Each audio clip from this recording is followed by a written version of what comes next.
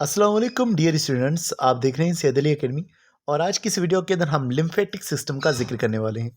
इससे कबल जो हमने सिस्टम जिक्र किया था वो था ब्लड सिस्टम, जिसके अंदर हम ब्लड और उसकी ट्रांसपोर्ट का जिक्र कर रहे थे। अब हम एक और स्पेशल फ्लूइड जिसको लिम्फ कहा जाता है उसकी ट्रांसपोर्ट का जिक्र करने वाले हैं। तो आइए आज की इस वीडियो को शुरू करते हैं। सबसे पहले इसके हवाले से जिक्र करें तो लिखा हुआ है the lymphatic system consist of a network of blind vessels lymphatics. Lymphatic system के अंदर जो ट्यूब्स मौजूद है वो ब्लाइंड ट्यूब्स हैं। ब्लाइंड ट्यूब का मतलब जिनमें एक ओपनिंग होती है। तो इनका काम क्या होगा, लिखा हुआ है that drain lymph from all over the body back to the circulatory system, जो कि तमाम बॉडी से जो है लिम्फ को हासिल करेंगे और उसे सर्कुलेटरी सिस्टम में दोबारा पहुंचा देंगे, यानी कि उसे ब्लड की वेसल्स में पहुंचा देंगे।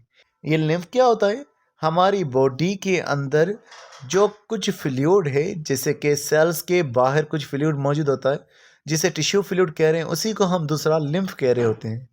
तो इस सवाल से आगे लिखा हुआ है कि इसको ट्रांसपोर्ट कौन कर रहे हैं, तो लिखा हुआ है numerous small lymph node and two additional organs thymus and spleen although not strictly part of circulatory system, the lymphatic system is closely associated with it। तो कुछ लिम्फ नोड हैं, लिम्फ वेजल्स हैं और उसके अलावा कुछ पार्ट्स हैं जैसे थाइमस हो गया और एक स्प्लीन हो गया। तो ये जो है लिम्फेटिक सिस्टम के साथ जुड़े हुए कुछ हिस्से होते हैं। आगे बात करें तो इसकी कंपोजिशन का जिक्र करें तो लिखा हुआ है all the body tissues are bathed in a watery fluid derived from the blood stream. Blood से कुछ फ्लूइड निकल जाता है और उस फ्लूइड के अंदर बॉडी के बाकी हिस्से जो हैं वो नहला रहे होते हैं, यानी कि डूबे हुए होते हैं उस फ्लूइड के अंदर हमारे बाकी टिश्यूज़ के हिस्से। तो लिखा हुआ this inter cellular tissue fluid is found when blood passes through the capillaries. ये जो सेल के बाहर का फ्लूइड है जिसको टिश्यू फ्लूइड कह रहे हैं, जिसको लिम्फ कह रहे हैं, ये तब बनता है जब ब्लड कैपिलरीज में गुजरता है। The capillary walls are permeable to all components of blood except the RBCs and blood proteins. इन कैपिलरी वॉल्स में से काफ़ी सारी चीज़ें निकल सकती हैं सवाए कुछ चीज़ों के, जैसे आरबीसी और ब्लड प्रोटीन से। ये चीज़ें कैपिलरी की वॉल से इसलिए नहीं निकल पाती क्योंकि इनका साइज़ जो है वो बड़ा होता है। आप इस तस्वीर के अंदर ये जो ट्यूब देख रहे हैं, this is the blood capillary. इसकी जो वॉल है वो एंडोथेलियम सेल्स की बनी हुई है जो कि परमेबल होती है। आप ब्लड सेल्स को भी जो है आता हुआ देख रहे हैं जो कि इसमें मूव कर रहे हैं। लेकिन कुछ सेल्स जैसे वाइट ब्लड सेल्स लिखा हुआ है, उनका लिखा हुआ है कि वो कैपिलरी वॉल में से गुजर के बाहर जा रहे हैं। तो इस तरह से ऑक्सीजन हो गई वो भी बाहर आ रही है और कुछ फूड सब्सटेंसेस हैं वो भी बाहर आ रहे हैं और वो इंटरस्टिशियल फ्लूइड यानी कि टिश्यू फ्लूइड में जा रहे हैं। इंटरस्टिशियल फ्लूइड में जाने के बाद वो दोबारा से वापस आ रहे हैं इस ब्लड वेसल के अंदर। तो इस तरह से कुछ चीज़ें निकल जाती हैं ब्लड कैपिलरी से, वो इस इंटरस्टिशियल फ्लूइड का हिस्सा बन जाती है और फिर दोबारा से ब्लड के अंदर वो वापस दाखिल हो जाती है इन्हीं कैपिलरीज के ज़रिए से। तो जो चीज़ें इनको ट्रांसपोर्ट करें जो वेसल्स, वो हमारे पास लिम्फ वेसल्स कहलवाती हैं। मज़ीद यहाँ पर आप इसको ग्रीन कलर से फैला हुआ देख सकते हैं कि ये हमारी बॉडी के मुख्तलिफ हिस्सों में फैले हुए हैं। उसके अलावा दो अहम हिस्से जो इसके साथ जुड़े हुए हैं, थाइमस और स्प्लीन, इनको भी आप देख सकते हैं। उसके अलावा अगर हम मज़ीद बात करें कंपोजिशन ऑफ द लिम्फ, तो इसके हवाले से लिखा हुआ है the fluid passes from the capillary into intercellular spaces as intercellular tissue fluid. About 85% fluid returns into the blood at the venous end of the capillary.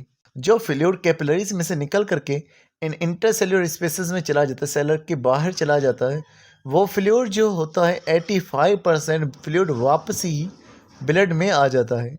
और जहाँ पर कैपिलरीज वेन के साथ ज्वाइन हो रही होती तो वहाँ पर ये ब्लड में वापसी हिस्सा बन जाता है। बाकी जो 15% फ्लूइड है वो वापसी नहीं आ पाता। तो अगर हम बात करें तो 30 लीटर तक का फ्लूइड जो है वो इन टिश्यूज़ में चला जाता है और उसमें से जो 27 लीटर फ्लूइड है वो वापसी आ जाता है। तो लिखा हुआ है the rest 15% of the tissue fluid drains into blindly ending lymphatic capillaries as lymph along with WCs, cell debris and microorganisms like bacteria are transported back to heart through lymphatic system। जो 15% fluid रह गया जो आ ना सका वो जो है lymph बन जाता है और उसके अंदर शामिल होता है WBC, सेल के कुछ टुकड़े, माइक्रो ऑर्गेनिजम्स। ये सारे हार्ट की तरफ वापसी आते हैं और ट्यूब्स के ज़रिए से आएंगे जिनको लिम्फेटिक कैपिलरीज कहेंगे, लिम्फेटिक वेसल्स कहेंगे। और इसके बाद से मज़ीद लिखा हुआ है the lymph can be defined as colourless body fluid that contain lymphocytes, small protein and fats. तो लिम्फ एक कलरलेस ट्रांसपेरेंट फ्लूइड होता है और इसके अंदर लिम्फोसाइट्स यानी WBC के कुछ सेल्स होते हैं। उसके अलावा स्मॉल प्रोटीन और कुछ फैट मौजूद होता है। आगे लिखा हुआ है lymph take fluid substances from cell of tissues and intercellular spaces which can not penetrate the blood capillaries. तो लिम्फ जो है उसके अंदर वो फ्लूइड मौजूद होता है जो सेल्स में से आ रहा होता है और जो कि ब्लड कैपिलरीज में दाखिल नहीं हो सका। तो ये सारा फ्लूइड जो है लिम्फ में ट्रेवल कर रहा होता है। अब आगे जो है मजीद वो लिम्फेटिक वेसल्स का जिक्र है, यानी वो ट्यूब्स जो लिम्फ को कैरी कर रही हैं। तो इनके हवाले से बात करें तो लिखा हुआ है like blood capillaries lymph capillaries form a complex network of microscopically narrow thin walled vessels into which substances can move readily. Blood में कैपिलरीज थी जो ब्लड को लेकर जा रही थी, माइक्रोस्कोपिक वेसल्स। इसी तरह से लिम्फ कैपिलरीज हैं जो कि माइक्रोस्कोपिकली नैरो हैं और थिन वॉल्ड वेसल्स हैं जो कि सब्सटेंसेस को लेकर जा रही हैं। आगे लिखा हुआ है lymph capillary walls are composed of cells with openings between them.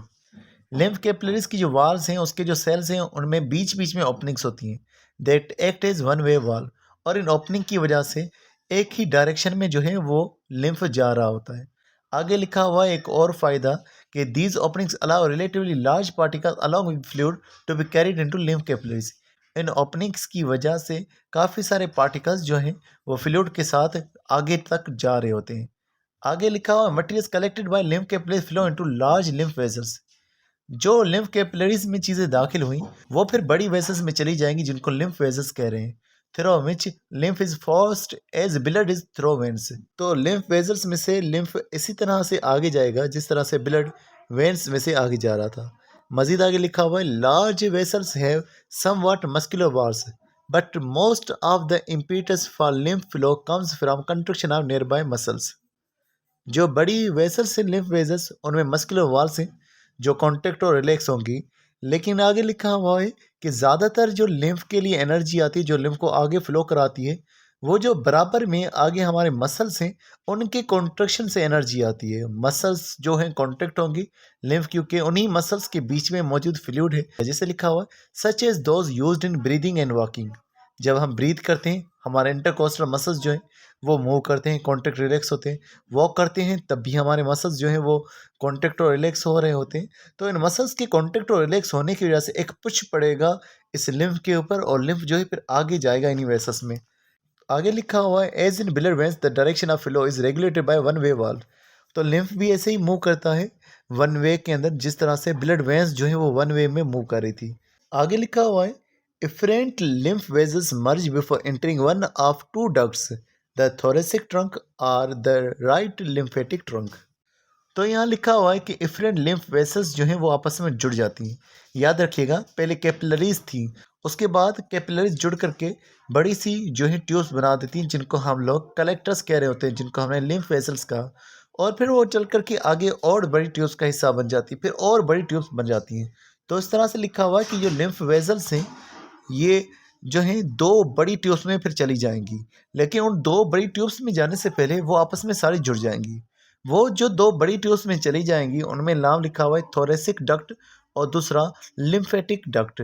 तो ये लिम्फेटिक डक्ट और थोरेसिक डक्ट का बाद में हिस्सा बन जाती है, लेकिन उसमें जाने से पहले ये सारी वेसल्स आपस में जुड़ जाती हैं। अगर आप इस तस्वीर में देखेंगे तो आपको डिफरेंट लिम्फेटिक वेसल्स जो है नज़र आएंगी। जैसे कि आप ये लेग से होती हुई ऊपर की तरफ जाते हुए आप ये लिम्फेटिक वेसल्स को देख रहे हैं, लेकिन ये आगे चल करके एक बड़ी सी ट्यूब में जो है ज्वाइन हो रही हैं और उसका नाम हमारे पास यहाँ लिखा हुआ है थोरेसिक डक्ट।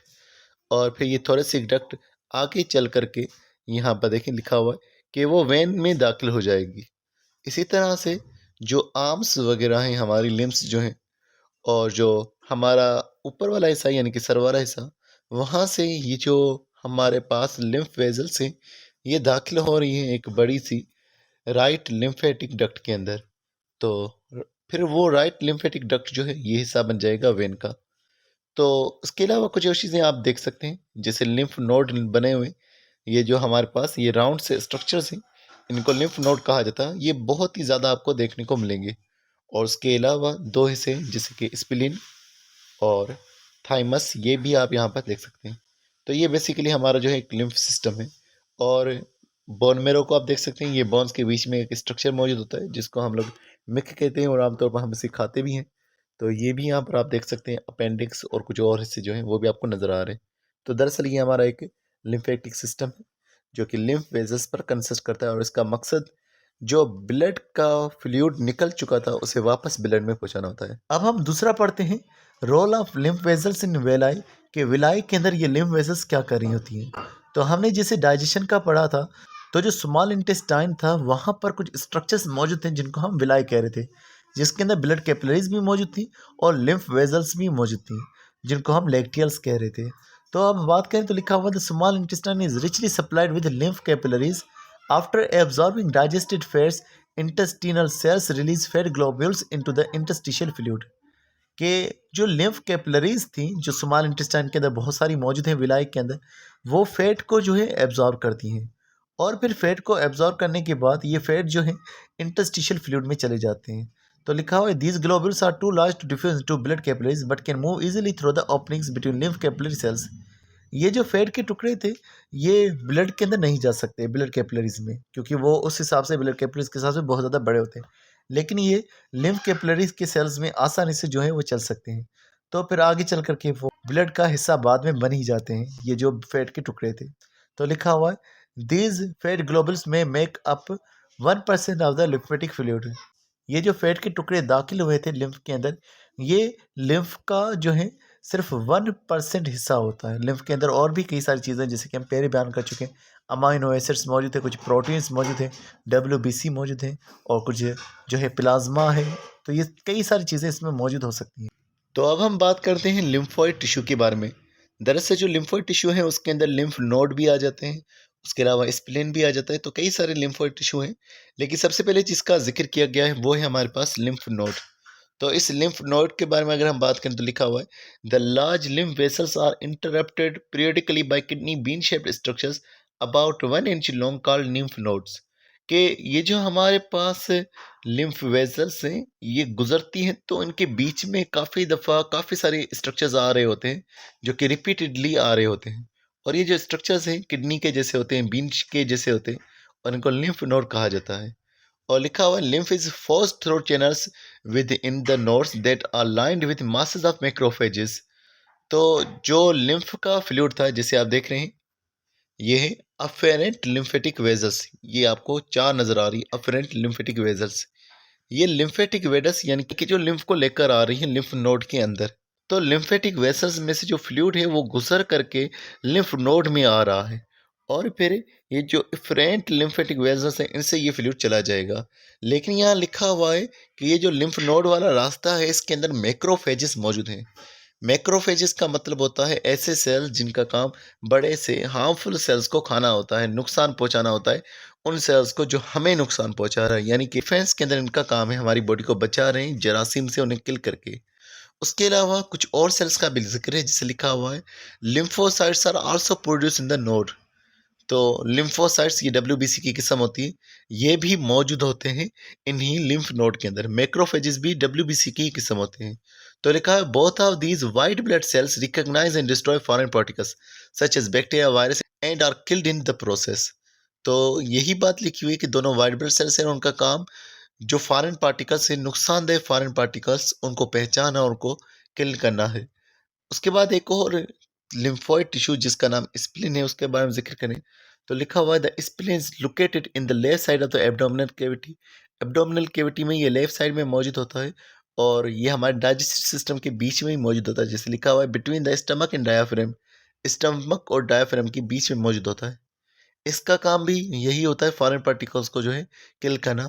और लिखा हुआ है the spleen filters blood, blood को साफ करेगा, exposing it to macrophages and lymphocyte that destroy foreign particles and aged blood sales.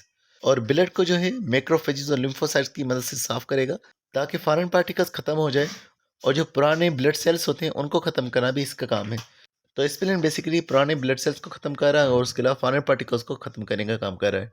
याद रखिएगा ब्लड बनता तो बन में रहे लेकिन वो किल जो होता है वो स्प्लीन में किल होता है। तो डियर स्टूडेंट आज के लिए बस इतना था। नेक्स्ट वीडियो का नेक्स्ट टॉपिक का जिक्र करेंगे, तो मिलते हैं नेक्स्ट वीडियो में। तब तक बस ख्याल रखिएगा। अस्सलाम वालेकुम।